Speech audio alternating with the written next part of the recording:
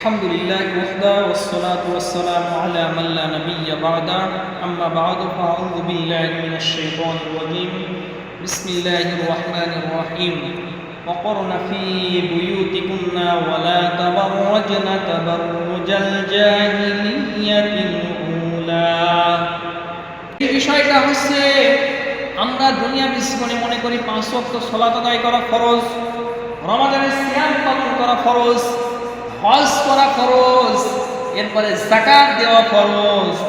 আজকে আমরা দুনিয়াবি জীবনে এই কুরআনুল কারীমকে আমরা পরিপূর্ণভাবে আজকে গ্রহণ করতে পারি না। রব্বুল আলামিন সালাত যেমন ফরজ করেছেন, সিয়াম যেমন ফরজ করেছেন, হজ যেমন ফরজ করেছেন, এই কোরআনের প্রতিটা বিধান আমাকে আপনাকে মেনে চলতে হবে। এই কোরআনের বিধান যদি আমরা মেনে চলতে না পারি, ইহকালীন জীবনে আমাদের জন্য লাঞ্ছনা, পরকালীন জীবনে জাহান্নামের সেই কঠিন আযাব আমার আপনার জন্য অপেক্ষা করতেছে।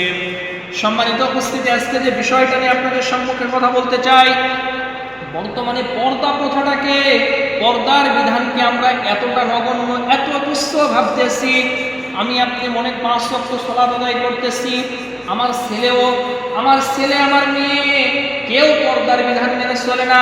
আমার মেয়ে অনার্স পড়ে, ডিগ্রি পড়ে, মাস্টার্স পাস করেছে, ওই মেয়েকে আজ পর্যন্ত আমি বলতে পারি নাই যে আম্মু তুমি পর্দা করো, আম্মু তুমি বোরখা পরে দুনিয়াবি জীবনে চলাফেরা করো, আম্মু দুনিয়াবি জীবনে তুমি একটু পর্দা করে চলো।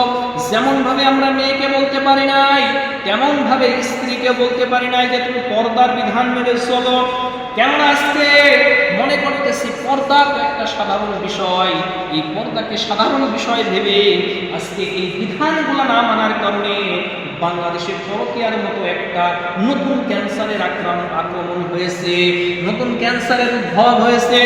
আজকে খেয়াল করে দেখেন, বাংলাদেশের প্রতিটা পরিবারে আজকে পরকীয়ায় তারা লিপ্ত হয়ে পড়েছে।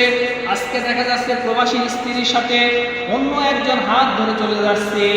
এইরকম ভাবে যদি আমরা খেয়াল করে দেখি, প্রতিটা বাড়িতে আজকে অন্য বাড়ির পুরুষ এসে অন্যের স্ত্রীর সাথে গল্প করে যাচ্ছে। আমরা মনে করতেছি এটা সামাজিকতা, কিন্তু কোরআনুল কারীমে এই সামাজিকতার কখনো অনুমোদন দেয়নি।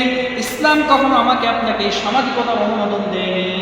আজকে যদি একজনের দুলাভাইয়ের সাথে, একজনের দেবরের সাথে, ভাসুরের সাথে যদি কোনো ওয়াইফ, যদি কোনো কারোর স্ত্রী যদি কথা না বলে, আমরা মনে করি ওটা মেয়েটা আনকালচার, অসামাজিক মেয়ে। অথচ বিশ্ব নবী সাল্লাল্লাহু আলাইহি ওয়াসাল্লামকে জিজ্ঞাসা করা হলো, ইয়া রাসূলুল্লাহ, ইয়া হাবিবাল্লাহ, এই দুনিয়ার জীবনে দেবরের হুকুমটা কি, দেবরের বিধানটা কি? রাসূল সাল্লাল্লাহু আলাইহি ওয়াসাল্লাম দেবরকে মৃত্যুর সাথে তুলনা করলেন। সম্মানিত উপস্থিতি, আপনি 5 ওয়াক্ত সালাত আদায় করতে পারেন, আপনি যাকাত দিতে পারেন, প্রতি বছর উমরা করতে পারেন, আপনি প্রতি বছর হজ পালন করতে পারেন, কিন্তু আপনার পরিবারে যদি পর্দার বিধান, আপনার স্ত্রী যদি পর্দা না করে, আপনার মেয়ে যদি বেপর্দা হয়ে, বেলাল্লাপনা হয়ে এই দুনিয়ার জীবনে চলাফেরা করে, রাসূল সাল্লাল্লাহু আলাইহি ওয়াসাল্লাম আপনাকে বলছেন আপনি দায়ুস ব্যক্তি, আর দায়ুস কখনো জান্নাতে প্রবেশ করবে না। তার মানে সালাত আদায় করে আপনি জান্নাতে যেতে পারবেন না, সিয়াম পালন করে আপনি জান্নাতে যেতে পারবেন না, হজ পালন করে আপনি জান্নাতে যেতে পারবেন না। যদি আপনার পরিবারে পর্দার বিধান না থাকে, আপনি জান্নাতে প্রবেশ করতে পারবেন না। তাই সম্মানিত উপস্থিতি আপনাদেরকে এই কথা বলতে চাই, এই কোরআনুল কারীমকে জীবনের সংবিধান হিসেবে গ্রহণ করে নিন। জীবনের প্রতিটা ক্ষেত্রে আপনি এই কোরআনুল কারীমকে মেনে নিন।